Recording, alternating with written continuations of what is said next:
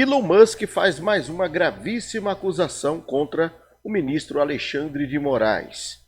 Além de ter dito que ele pôs o dedo na balança, agora ele afirma que Alexandre de Moraes acabou intervindo nas eleições do Brasil. Bom, é o que nós vamos ver então, BBT Rodopeia. Isso, vamos lá ver aí o que o Ancapsul está falando sobre isso. Jesus Nazareno. Lembrando que isso aqui não é minha opinião, é só um reagimento, tá bom? Esse é o Ancapso e nós vamos falar sobre mais um capítulo da novela Elon Musk e Alexandre de Moraes, hein? O Bora Elon lá. Musk agora falou no Twitter abertamente que, olha só, o de Moraes absolutamente interferiu com as eleições no Brasil, né? E aí ele está linkando um texto do Michel Schellenberger, que é bem interessante aqui. Eu vou explicar para vocês que coisa curiosa que é esse texto. Realmente tem algumas coisas estranhas aqui, né? Olha o que eu falo para vocês esse tempo todo. Ficou o pessoal todo focado em urna eletrônica, não porque urna eletrônica isso, urna eletrônica aquilo e coisa e tal. O que o pessoal está dizendo aqui não tem nada a ver com urna eletrônica. Está dizendo que o Alexandre de Moraes interferiu na eleição brasileira pela censura de um lado só da coisa e seguiu procedimentos definidos pelo FBI e pelo um tal de Election Integrity Partnership, que é uma Eita, o negócio vai longe. ONG lá feita em Oxford, na Inglaterra, eu não sei o que lá, para avisar, para garantir a segurança nas eleições e coisa e tal. É lógico, quando eles fazem isso, é para fraudar as eleições para o lado correto, né?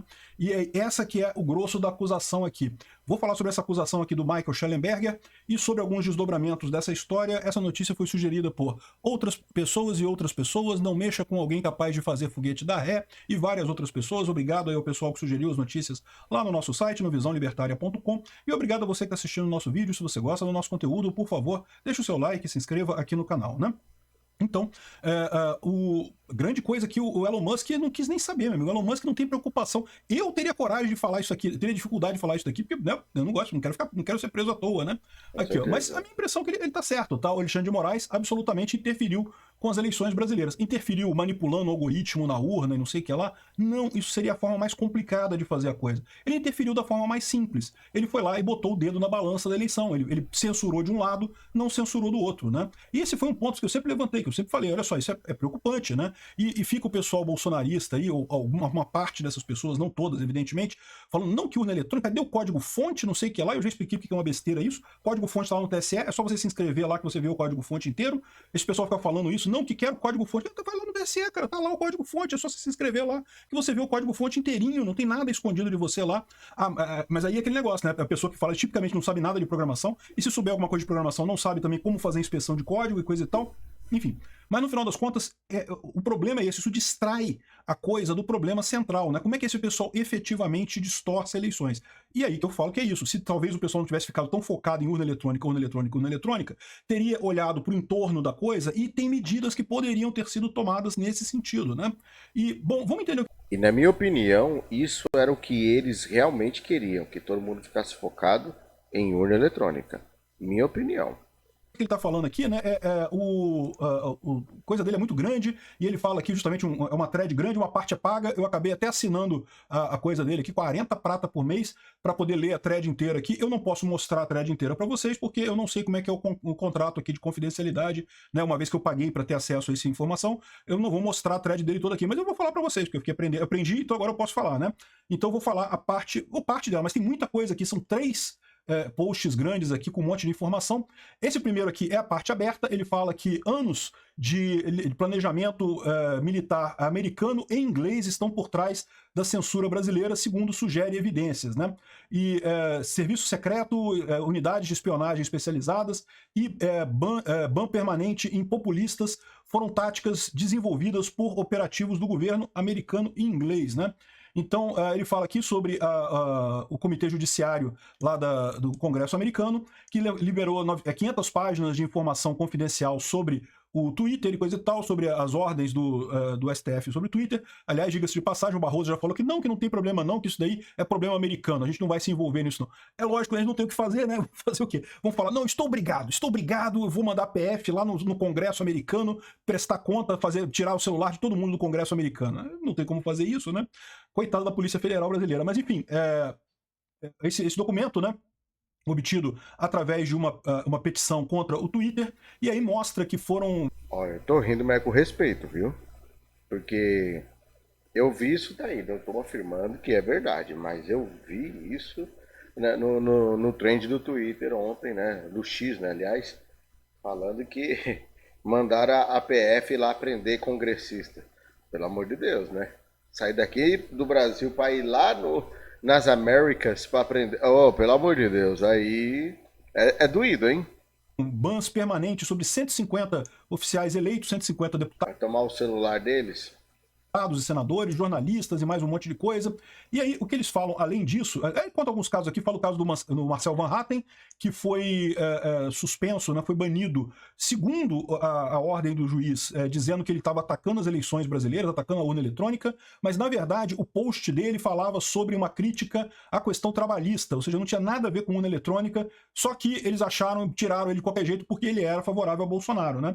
Então, ou seja, é um absurdo, mostra claramente que foi uma ação direcionada contra pessoas que apoiavam Bolsonaro. Sempre que possível, se eles achavam algum post que eles podiam dizer que era um ataque à democracia ou não sei o que lá, eles usavam aquilo para censurar a pessoa. Mas se não tivesse isso, eles achavam alguma outra coisa ou inventavam, como foi o caso do Van Hatten, para censurar a pessoa na época da eleição, né?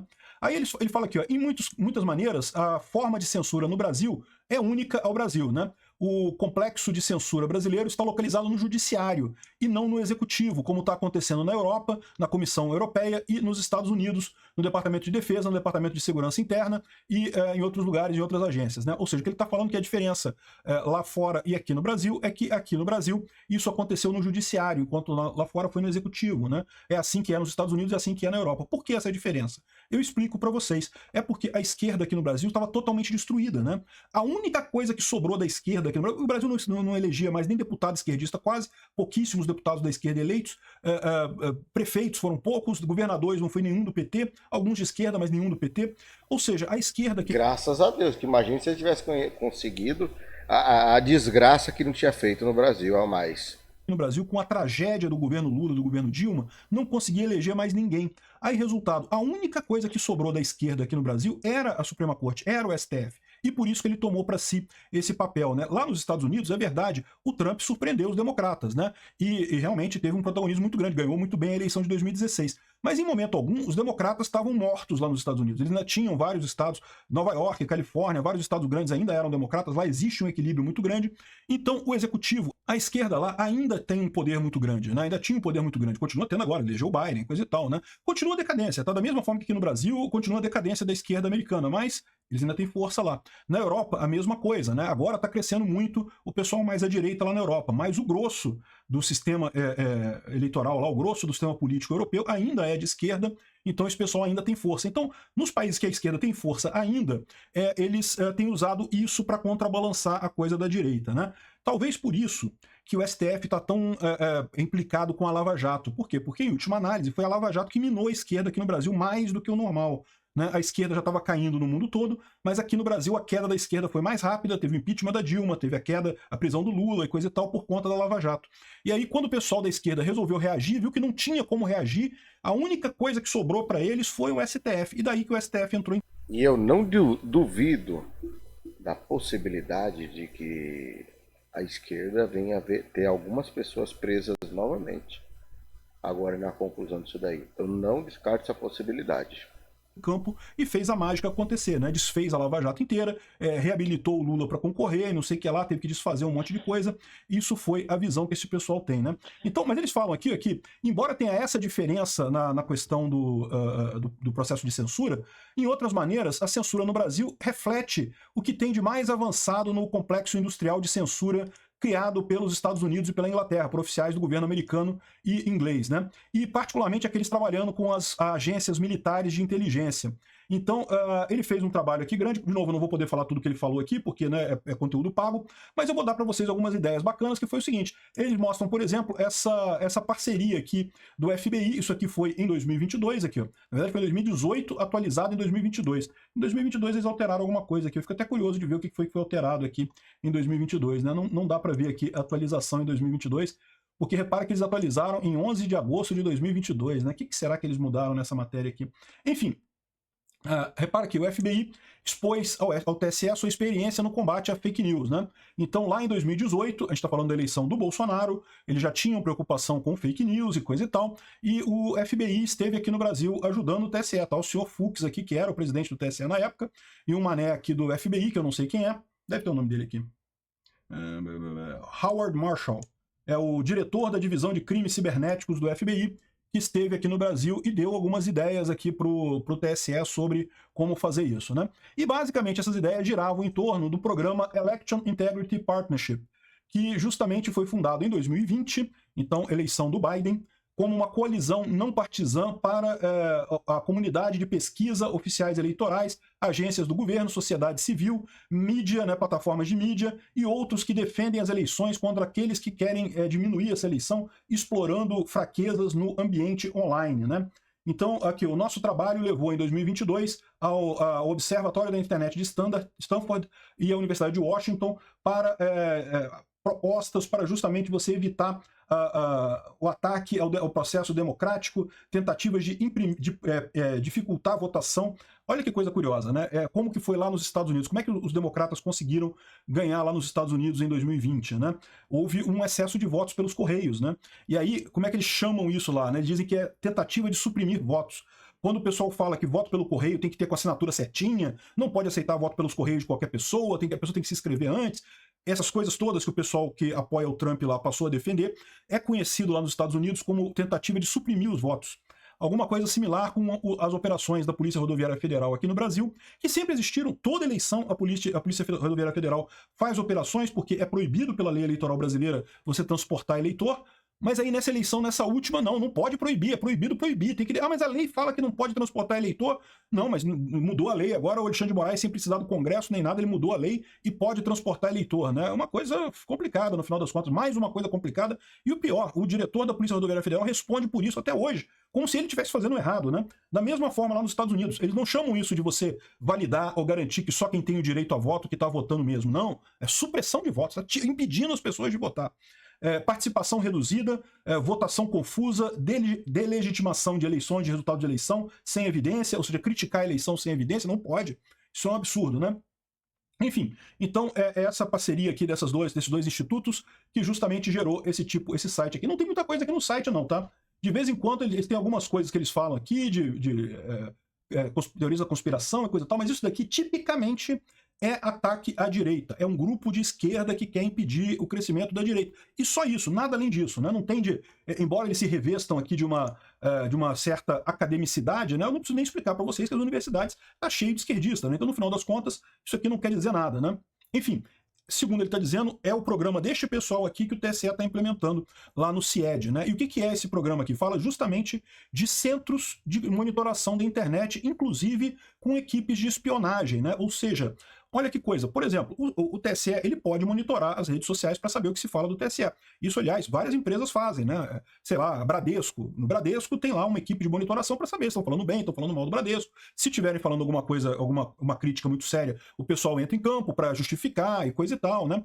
Então, isso não é proibido, nem é uma violação de lei nenhuma. O TSE pode ter uma coisa dessa. Só que ele vai muito além disso. Por quê? Porque quando ele pega essas informações, ao invés de como faz o Bradesco, como faz uma empresa privada qualquer, responder a coisa, né? Falar, não, contra-argumentar, dizer que aquilo é fake news, não, eles querem censurar, eles vão atuar na censura daquilo ali, no impedimento daquela pessoa falar, né?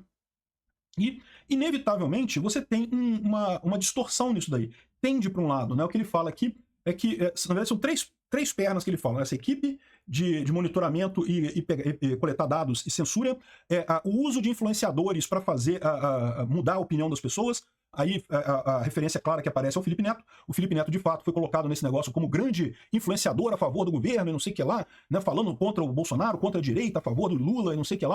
E eu não duvido de esse tipo de coisa pegar aí alguns influencers. Não duvido que isso pegue eles ou tire a credibilidade deles de vez ou venda até cadeia. Não descarte a possibilidade. Escuta o que eu tô falando.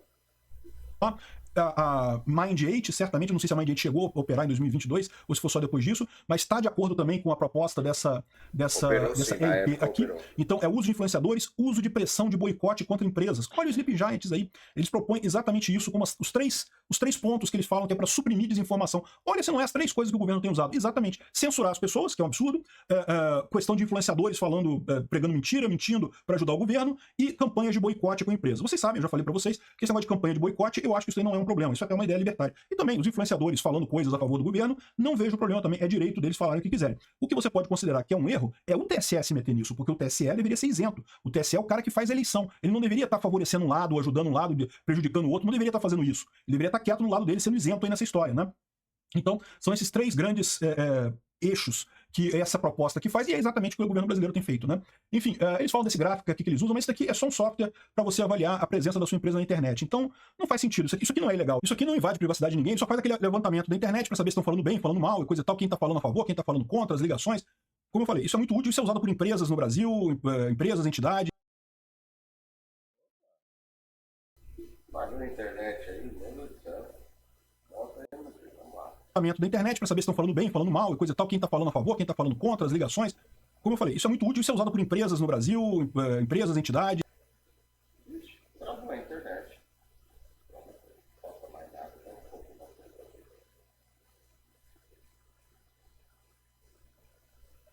Ainda falta alguns minutos aqui da fala dele. Vamos dar um F5 para ver se vai. Marca aqui, eu tenho 17h44. Vamos dar um F5. Já falta o vídeo ter caído.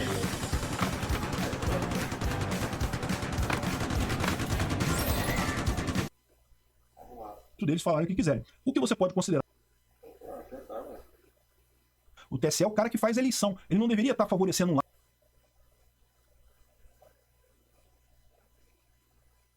Governo americano, do governo brasileiro, né? E lógico, todo o conteúdo que ele fala aqui, não só aqui quanto na continuidade disso daqui, é justamente sobre a preocupação original do Elon Musk. O Elon Musk não está assim tão preocupado, ele está preocupado com o Brasil, evidentemente, né? Ele fala que o Brasil é um caso particularmente ruim dessa história, mas serve como um alerta para os Estados Unidos e para a Europa, que estão seguindo essa mesma linha de raciocínio, exatamente por influência do FBI, por influência desse EIP aqui, justamente estão seguindo esse mesmo caminho de censura de lá, que em última análise é botar o dedo na balança, né? E a origem dessa frase aqui do Elon Musk, que o Alexandre de Moraes interferiu na eleição brasileira, é justamente essa. A censura foi para um lado só. Só teve censura de um lado, não teve censura do outro lado. Então é estranho mesmo, dá a impressão que dá é que realmente, né, foi aquilo que ele tinha falado antes, o Alexandre de Moraes botou o dedão na balança lá. Botar o dedão na balança, meu amigo, isso aí invalida uma eleição, né? Isso tem potencial. Vai acontecer? Vão invalidar a eleição? É óbvio que não, né? Mas que ficou essa imagem, essa impressão ficou com esse material que foi liberado. Aliás, é muito engraçado, né? Porque os esquerdistas estão jogando a seguinte fake news aí no Twitter, né? Não porque o pessoal bolsonarista mandou publicar as decisões do STF, o que se viu ali foram todos os crimes bolsonaristas. Não, meu amigo, não tem nenhum crime ali. Só tem as ordens de censura do STF lá, não tem nenhum crime descrito ali, só as ordens de censura mesmo, né? Esse pessoal tá desesperado, não sabe que perderam o controle, estão tão desesperados. Tá difícil a coisa, hein? Tá difícil a coisa. Misericórdia. Vamos tentar mais uma vez. Senão a gente tá cansando por aqui mesmo. O negócio não tem, então. 19h37, vamos lá. Dá um F5 aí, BBT. Nem com F5 tá querendo ir.